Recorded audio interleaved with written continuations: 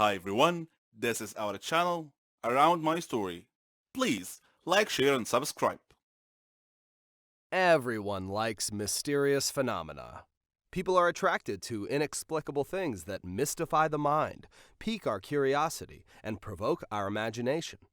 People hate secrets and yearn to know how things work and why. When watching TV with your friends, figuring out murder mysteries in horror movies is relatively easy. But in real life, sometimes this is not so easy.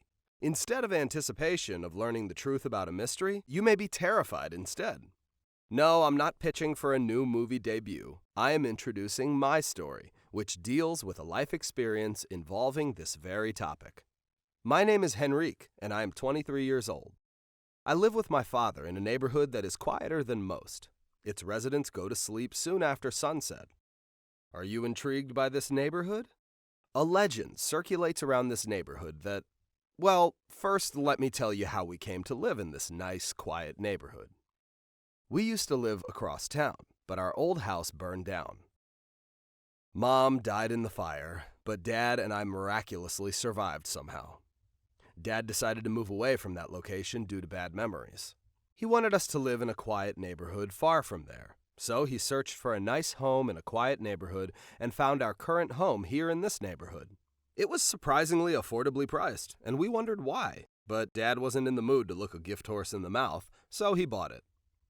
As we were moving into our new home, a neighbor came over and welcomed us to the neighborhood. She said, "Welcome to the neighborhood. Isn't this area so quiet and beautiful? Too bad it owes these nice qualities to a massacre." She looked dismayed. "Massacre?" Dad said. "Oh, didn't you know?" she said. "Yes, the Draco family used to live here. One night, Mr. Draco went mad, killed his whole family, and then committed suicide. A little morbid, isn't it? I figured the realtor would have told you about that. That's why the real estate prices here are so cheap. Very few people would move into a house with such a macabre history.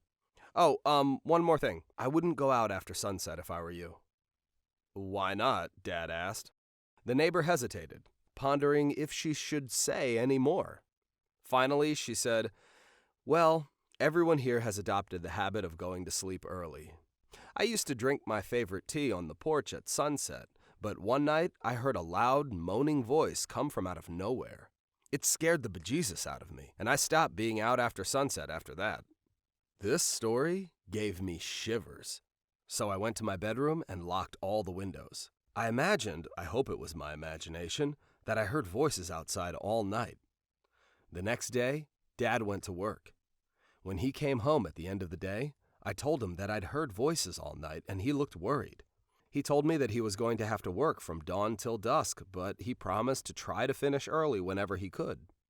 That night, I couldn't sleep, so I searched the internet looking for information on the Draco family. There were a lot of anecdotes and even eyewitness accounts of Mr. Draco's ghost haunting this area. This had caused many people to move out of this neighborhood, which is why it was so peaceful and quiet and inexpensive to live here.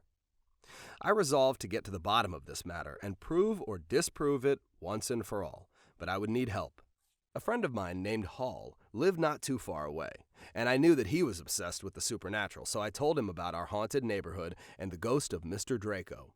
He told me that he had heard about this legend before and was excited at an opportunity to look into it deeper. So we gathered some tools, and he brought some spell books in case we should confront a ghost. Personally, I didn't believe in spells, but better safe than sorry, so I humored Hall. One day, we waited until sunset and sat on the front porch of my house and waited. Sure enough, just after the sky turned dark, we heard a low moaning sound. We felt mild tremors in the ground. The sound gradually grew a little louder. We were shaking with fear, almost as badly as the ground was shaking with tremors. Hall screwed up some courage and said that we had to ignore our fear and start digging into the ground where the voice was coming from. The deeper we dug, the louder the sound became. Suddenly, a blast of water jetted up out of the ground. We dropped our shovels and ran like bats we ran fast. After a few minutes, when we had regained our breath and slowed down our heart rates, we built up the courage to go back to investigate. As we approached the hole, we laughed mightily. We had ruptured a weakened water pipe that had been making horrendous flow and water hammer noises.